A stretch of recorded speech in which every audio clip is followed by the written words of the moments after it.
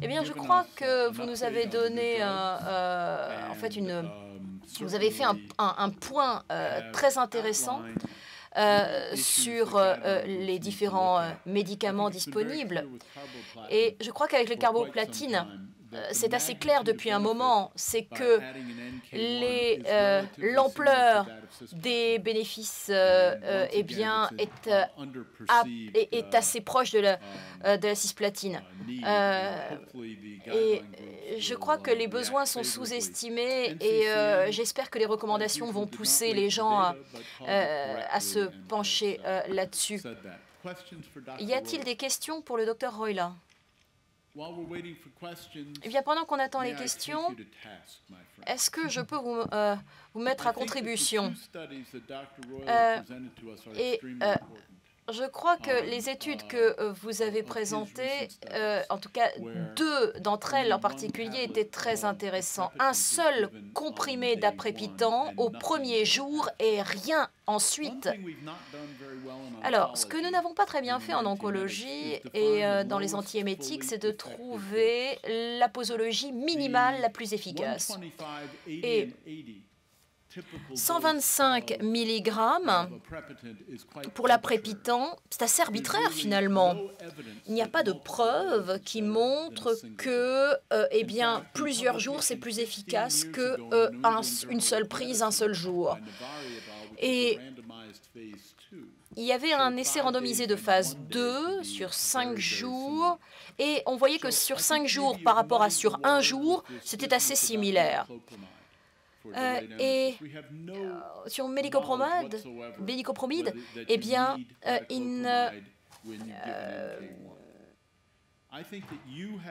ce qui était mis en évidence, c'est qu'on rien ne prouvait qu'on avait besoin de cela si on donnait déjà un antagoniste des récepteurs de neurokinine 1. Donc, un comprimé de 125 mg, ça devrait être suffisant. Et il n'y a pas de...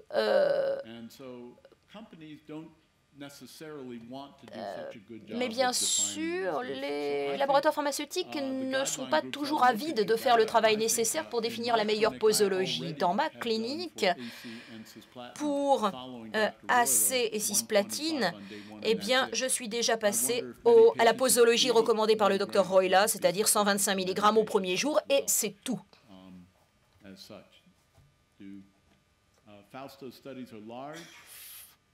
Alors, les études que Fausto a présentées sont vastes, sans biais et concluantes.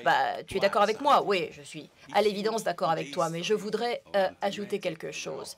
Si on regarde un petit peu l'histoire des développements des antiémétiques, et on considère que maintenant, on utilise 3 mg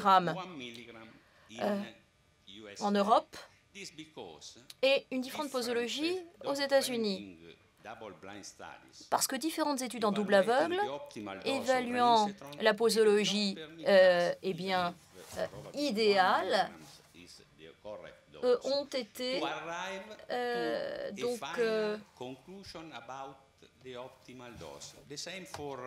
ont été prises comme base. C'est la même chose pour l'ondansétrone.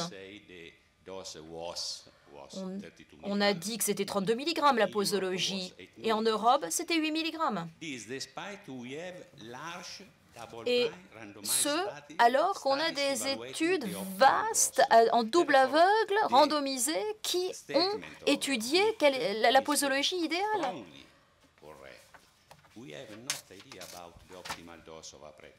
Alors, pour l'aprepitant, on ne connaît pas la posologie optimale au jour 1. Je crois que tu nous as quand même montré que 125 mg semblait être une posologie tout à fait adaptée, parce que ce qui est mis en évidence dans les études que tu as proposées, que tu as présentées, c'est qu'il n'y avait aucun intérêt supplémentaire à poursuivre du jour 2 à 5 plutôt que d'avoir uniquement 125 mg au jour 1. Et c'est tout. En avons-nous des questions?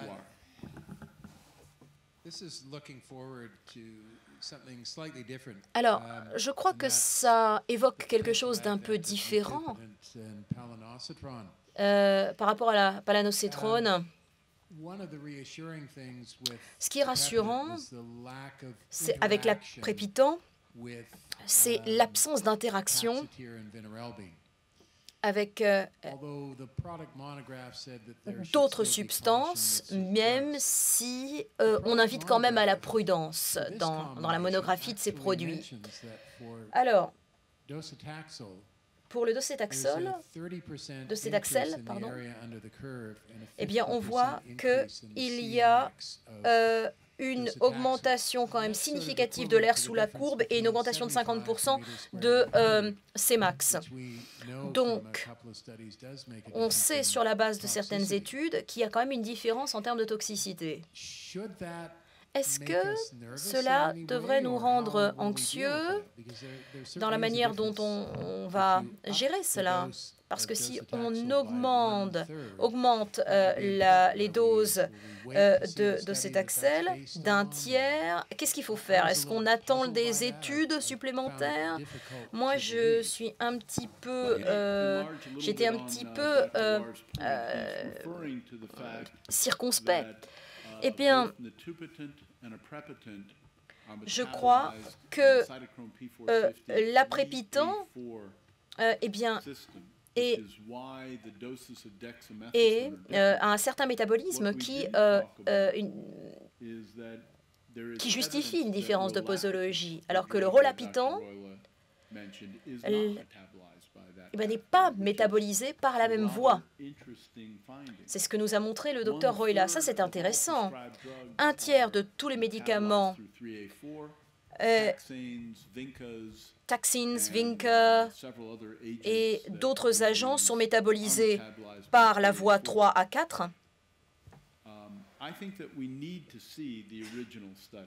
Je crois qu'on a besoin de voir l'étude d'origine parce que c'est quand même très différent de ce qu'on présupposait. Je crois qu'il faut qu'on voit le profil entier et n'est pas avec les combinaisons de médicaments. Dans l'étude NEPA, eh bien, permet d'avoir des indications pour beaucoup d'aspects qui ne sont pas nécessairement bien étudiés. En même temps, eh bien, une agence qui veut se prémunir contre tout risque possible va forcément avoir un certain discours. Ah oui, je suis d'accord avec toi. J'aimerais ajouter juste une phrase. Le docétaxel, si on l'utilise seul, il n'y a pas besoin d'antagoniste des récepteurs de neurokinine 1. Mais ce que tu as dit est très important. Il y a beaucoup d'interactions médicamenteuses qui ne sont pas étudiées, qui n'ont pas été étudiées. Et ça, c'est vraiment urgent de les étudier. Alors, on sait que la voie 3 à 4 eh bien, est plus significative pour les médicaments à voie orale que pour les médicaments par intraveineuse. Et donc, vraisemblablement, l'effet principal étant avec la dose orale, eh bien, on a pensé les posologies à cause de cela. Il n'y a pas d'effet avec l'aprepitant, avec une administration par intraveineuse, comme une étude l'a montré. Et donc, ce qui est intéressant, c'est de noter que, eh bien, on a plus de cas d'émèse avec certains médicaments suivant la voie d'administration, mais que cela peut avoir plus à voir avec la cisplatine.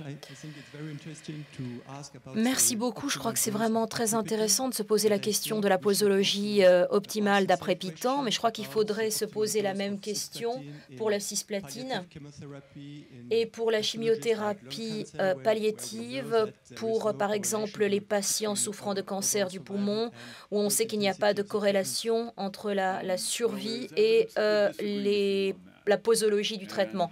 Si, il y a des données probantes qui, en fait, vous donneraient tort.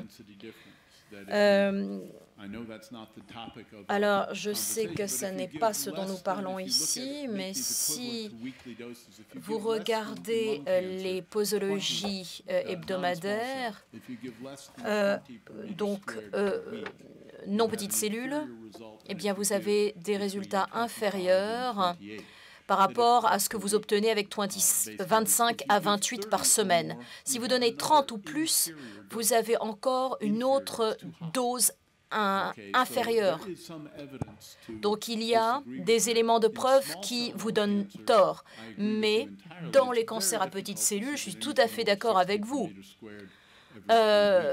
Plus de 60 par mètre carré ne semble pas faire de différence.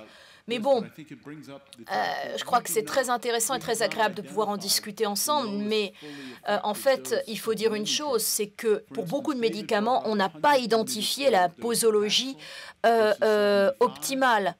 Docetaxel, par exemple, eh ben, en Asie, on donne 60. Et je ne suis pas sûre que 60 par eh bien, mètre carré fasse une grande différence par rapport à 25. Mais on n'a pas défini la dose optimale.